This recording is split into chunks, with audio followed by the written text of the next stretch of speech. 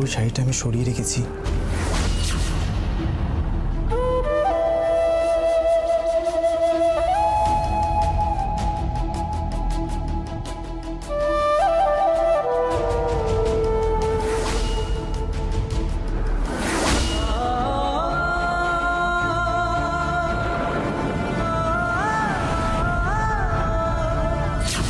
শাড়ি কিন্তু দেওয়া যাবে না।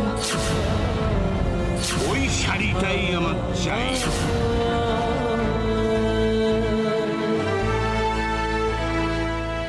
এই শাড়িটা পরবে তো, কিন্তু ও তো দেখতেই পাবে যে ওই শাড়িটা পরছে।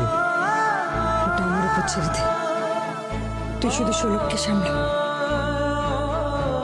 একটা শাড়ির জন্য গরিবের মেয়ের বিয়ে হবে না নাকি? তাও আবার নিজের হাতে নকশা তোলা শাড়ি। কি ভেবেছে কি? না না, তা হতে পারে না।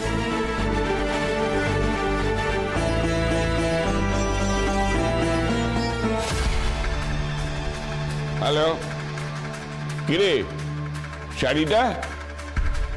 ও শাড়ি পরবে, ও এই বেনারসি পরে বিয়েতে বসবে।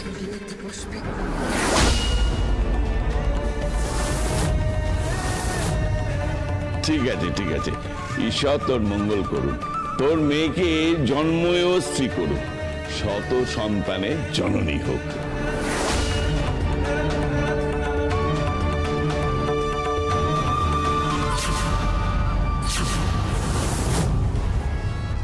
তোমার মতলবটা কি বলো তো?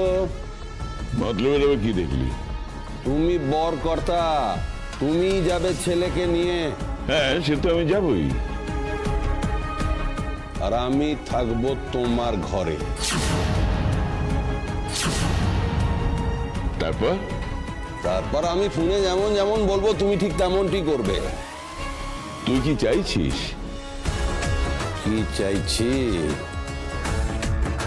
চাইছি দ্রৌপদীর বস্ত্র হরণ। মানে?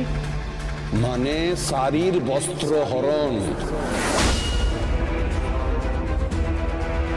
কে করবে?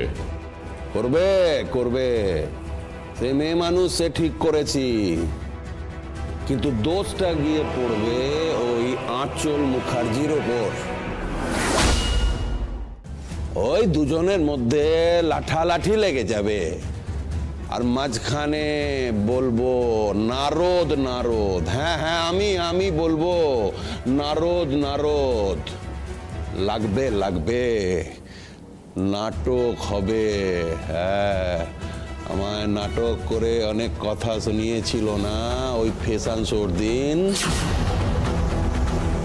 আরে সব তো আমার শাড়ি না, তো আমি সাপ্লাই করিনি। তবে আমরা না কোয়ালিটির দিকে যাই, সঙ্গে কালার ডিজাইন সবটাই আছে। আপনার সব মাল রিজেক্ট হয়ে গেল মিস্টার পোদ্দার। আমাকে অপমান করেছিল, শাড়ির কোয়ালিটি নাই, শাড়ি সব ফেলে দিয়েছিল। ও লাখ লাখ টাকা লোকসান হয়েছিল আমার। এবারে দেখবে নাটক হবে, আবার আসবে আমার কাছে শাড়ির জন্য। এই শাড়ির বাজারে বেতাজ বাদশাহ P3।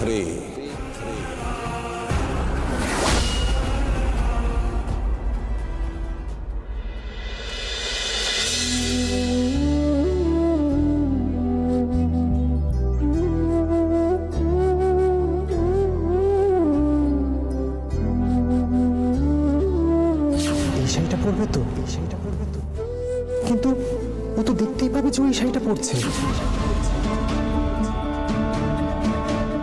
কি? বাইরে যা নন্দিনী, বাইরে যা। সে কি? বাইরে যাব কেন? ওকে সাজাবো না?